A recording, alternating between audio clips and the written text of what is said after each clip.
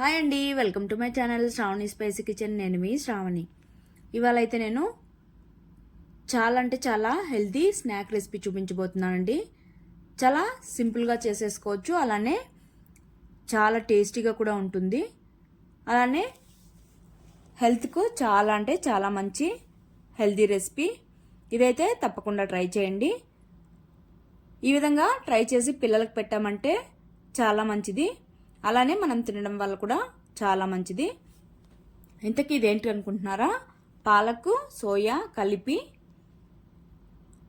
Cutlet అయితే చేసి చూపించబోతున్నాను. చాలా సింపుల్గా చేసుకోవచ్చు, అలానే హెల్త్ బెనిఫిట్స్ అయితే చాలా ఉన్నాయి. ఈ మీల్ మేకర్ అనేది ఆల్టర్నేటివ్గా మీట్కి ఈక్వల్గా తీసుకోవచ్చు.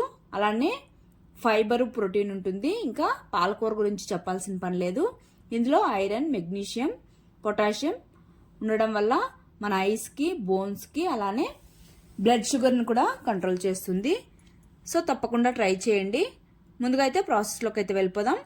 ఇక్కడ పాలకూరని ఈ విధంగా మంచిగా మొత్తం ఒలిచి వాష్ చేసేసి పెట్టుకున్నాను. తర్వాత అయితే ఒక కడాయి పెట్టుకొని 2 గ్లాసెస్ వాటర్ వేసుకొని అందులోనే సాల్ట్ కూడా వేసుకొని ఒకసారి మిక్స్ చేసేసుకొని ఈ విధంగా బాగా వాటర్ని మరగనివ్వాలి.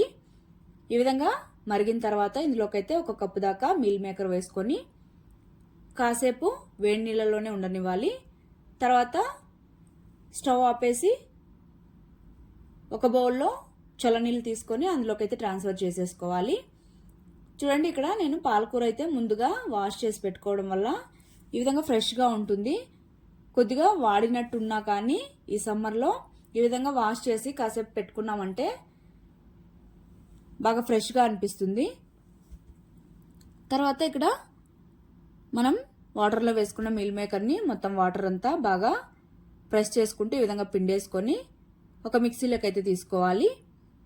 అలానే మీ స్పైస్కి తగ్గట్టు అయితే పచ్చిమిర్చిని వేసుకొని దీన్ని అయితే కచ్చపచ్చగా మిక్సీ పట్టేసుకోవాలి. లేదు అంటే కాస్త మెత్తగా మిక్సీ పట్టుకున్నా పర్లేదు, ఎలా అయినా. తర్వాత ఒక బౌల్లోకి అయితే ట్రాన్స్ఫర్ చేసుకోవాలి. డైరెక్ట్గా ఈ విధంగా మీల్ మేకర్ కానీ పాలకూరను కానీ తినమంటే పిల్లలు కానీ తినరు కదా, కొన్నిసార్లు అయితే మనం కూడా తినము. ఈ విధంగా ట్రై చేయడం వల్ల హెల్త్కి చాలా మంచిది. అలానే అసలు సపరేట్గా సోయా అలానే పాలకూర నచ్చిన వాళ్ళు చాలా ఇష్టంగా అయితే తింటారు. తప్పకుండా ఈ విధంగా ట్రై చేసి చూడండి. తర్వాత అయితే ఆల్రెడీ పచ్చిమిర్చి వేసాం కాబట్టి 1/2 స్పూన్ దాకా కారం, పసుపు, ధనియాల పొడి, కొద్దిగా వేయించిన జీలకర్ర పొడి, అలానే గరం మసాలా, కొద్దిగా సాల్ట్, తర్వాత సన్నగా కట్ చేసుకున్న కొత్తిమీర, అలానే సన్నగా కట్ చేసుకున్న ఆనియన్స్ వేసుకోవాలి. తర్వాత కొద్దిగా మిరియాల పొడి కూడా వేసాను. కొద్దిగా టేస్ట్ ఫ్లేవర్ అనేది బాగుంటుంది, వద్దనుకున్న వాళ్ళైతే స్కిప్ చేయొచ్చు. తర్వాత పాలకూరను అయితే ఈ విధంగా సన్నగా కట్ చేసేసుకొని వేసుకోవాలి. చూడండి, ఇక్కడ ఈ విధంగా అయితే బాగా సన్నగా కట్ చేసుకొని వేసుకోవాలి. తర్వాత ముందుగా అయితే మొత్తం ఒకసారి మిక్స్ చేసేసుకోవాలి.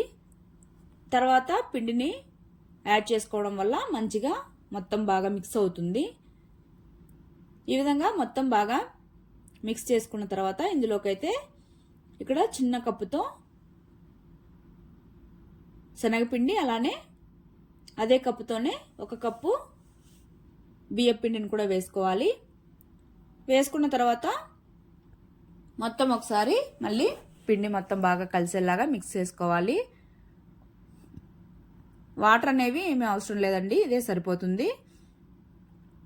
ఈ విధంగా మిక్స్ చేసుకున్న తర్వాత ఇందులోకైతే నేను నువ్వులు 1 స్పూను, అలానే 1/2 స్పూన్ దాకా జీలకర్ర వేసుకొని మళ్ళీ ఒకసారి మిక్స్ చేసేసుకోవాలి. నేను నువ్వులు ఈ జీలకర్ర వేయడం మర్చిపోయాను, అందుకే మళ్ళీ ఒకసారి వేసుకొని మిక్స్ చేసేసుకున్నాను. ఈ నువ్వులు అనేవి మంచి టేస్ట్ ఉంటుందండి తినేటప్పుడైతే. ఈ విధంగా మొత్తం బాగా కలిపేసుకున్నాక చూడండి, ఇక్కడ మరి పలుచగా కాకుండా కాస్త పిండి అనేది ఈ విధంగా ఉంటే సరిపోతుంది.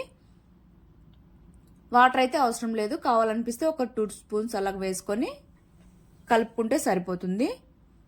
తర్వాత స్టవ్ మీద ఫ్లాట్గా ఉన్న కడాయి కానీ పెనం కానీ పెట్టేసుకొని ఆయిల్ స్ప్రెడ్ చేసుకోవాలి. ఆయిల్ అనేది స్ప్రెడ్ చేసుకున్నాక ఇక్కడ నేను చూపిస్తున్నాను కదా, ఈ విధంగా అయితే అరచేతిలో ఈవెన్గా స్ప్రెడ్ చేసుకొని పెనం మీద అయితే వేసేసుకోవాలి కట్లెట్స్ లాగా.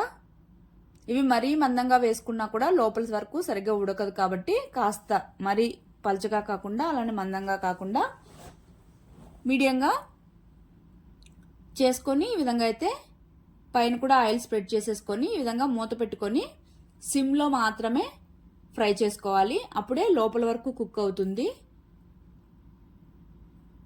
తర్వాత ఒక సైడ్ ఫ్రై అయ్యాక మరొక సైడ్ కూడా టర్న్ చేసేసుకోవాలి. ఇవి తినడం అనేది చాలా కమ్మగా ఉంటాయండి. కొంతమంది ఆయిల్ ఎక్కువగా తినని వాళ్ళు డీప్ ఫ్రైలు ఇష్టపడరు కదా, ఈ విధంగా ట్రై చేయొచ్చు.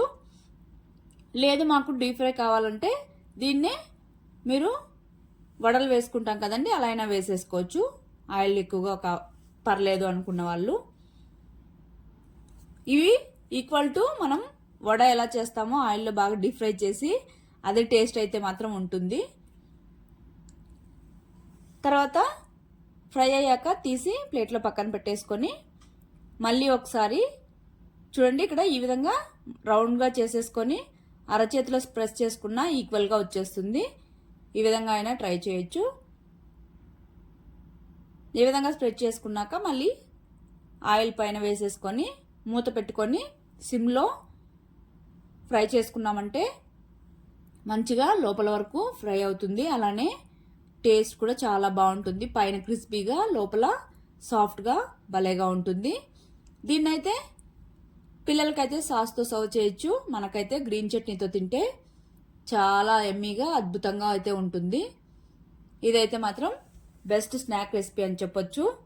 పిల్లలకైతే తప్పకుండా అయితే ట్రై చేయండి. ఒకసారి అయితే తప్పకుండా ట్రై చేశాక మీకు ఎలా వచ్చిందో కామెంట్ చేయండి. ఒకవేళ నచ్చినట్టయితే మన ఛానల్ అయితే సబ్స్క్రైబ్ చేసుకోండి. బాయ్.